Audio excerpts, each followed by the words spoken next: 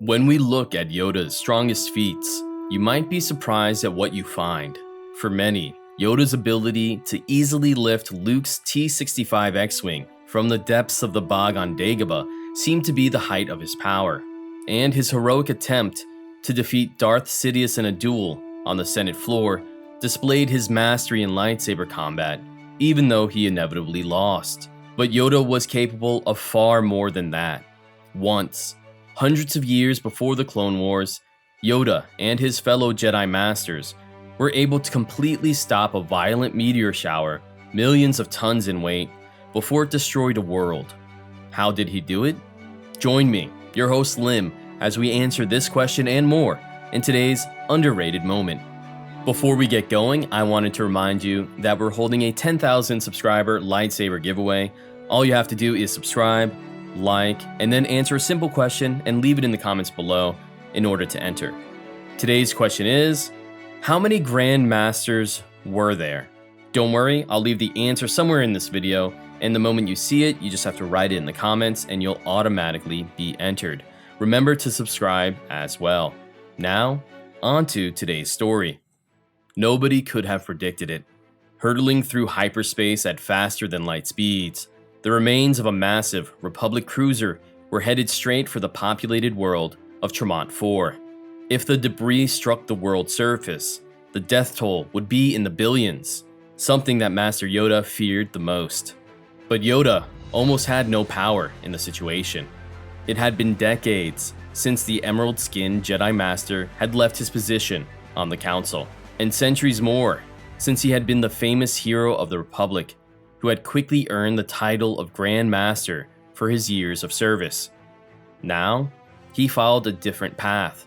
He was a humble teacher, devoted to the care of a handful of younglings, who he wished to teach the ways of the Force. But Yoda and his class of Padawans were closer to the impending annihilation of Trymant 4 than anyone else in the Order, which meant, unfortunately, that they would have to be the first to respond. Padawans, prepare yourselves, you must. Unclear it is what awaits us. Yoda cautioned the small class of children who he had brought along on board his academic cruiser. There wasn't a single knight among them, not in the cockpit at least, and by the looks of them, they weren't prepared for the devastation they were about to see. Noticing the grim look on their faces, Yoda added another encouraging word before moving on to the situation report, but reveals all the Force does. He said, after their archaic naval droid informed Master Yoda that the tiny planet hopper was the only Jedi starship in the entire sector, the Padawans finally voiced their concerns. Master Yoda! Master Yoda! A long-eared Zygerian said, appearing as an almost blue version of the Grand Master. Doesn't that mean we should hold off and wait for backup? Without a moment's hesitation, Yoda grimly responded, no, Padawans you are. But it matters not. The only hope of rescue we are, for the Trymant, and so, continue we must. It was true.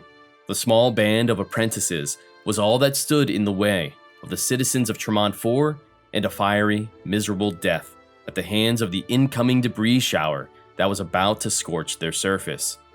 As they passed the remaining leg of the journey in silence, the Jedi waited anxiously.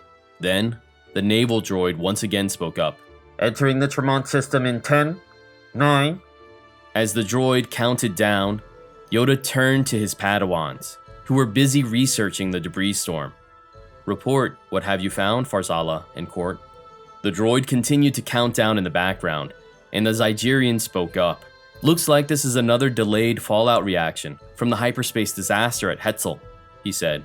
And then another Padawan, named Quart, added, several large chunks of flaming debris are on track to make a direct hit with Bralonak City. That was Trymant's capital, home to hundreds of thousands of sentients. The Great Hyperspace Disaster had already claimed so many lives. The shattered debris of the large cruiser, hurtling through hyperspace, had burst with cataclysmic force on countless worlds, and Grand Master Yoda wouldn't allow Trymant 4 to become another one. Diving his mind into the Force, Yoda stood beside the Tagrian Jedi healer, Master Torban Buck. Already, the pair of powerful Force users were busy telekinetically reaching out, using their might to push and pull the massive man-made meteors away from the planet. As Yoda prepared himself, he looked at his students a final time. Chaos on the surface there will be.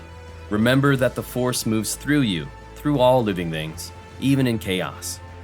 Move with the Force we must, never against it. As the massive plume of fire and metal tore through space, Master Buck added a word. Master Yoda and I will handle the largest pieces of debris. We need you all on the ground to help get people to safety and deal with any smaller chunks. And that's exactly what they did. While the team of Padawans ran to the surface and prepared to escort the civilians aboard their personal crafts, Yoda and Master Buck used their mastery of the Force to push millions of pounds of wrought metal and twisted durasteel out of Trymant's orbit and towards the system's central sun. This was perhaps Master Yoda's greatest feat, even greater than the time he lifted a sentient mountain. Although, only a short time later, a young female native of Trymant 4, who had never actually been trained in the Force before, proved that even she was powerful enough to stop a chunk of the giant cruiser from crashing into the surface. But that, I suppose, is a different story for a different time. Thank you so much for checking out this newest episode from Underrated Moments. I know when we look back at some of Yoda's greatest feats, it's hard to really figure out exactly how strong the Grandmaster was. At some time in the Vagadar system, he was able to lift an entire mountain and shove it out of his way. And here he was able to stop and push and pull an entire meteor shower the size of a gigantic star cruiser. It seems, at least in his duel with Darth Sidious, he should have been able to more easily deflect some of those seats from the Senate floor. Even though he was able to throw it back at the Sith Lord, it definitely seemed to take a lot of effort for Yoda. What do you guys think? Let me know, and don't forget to leave a comment and subscribe to enter our giveaway. I'll see you guys next time.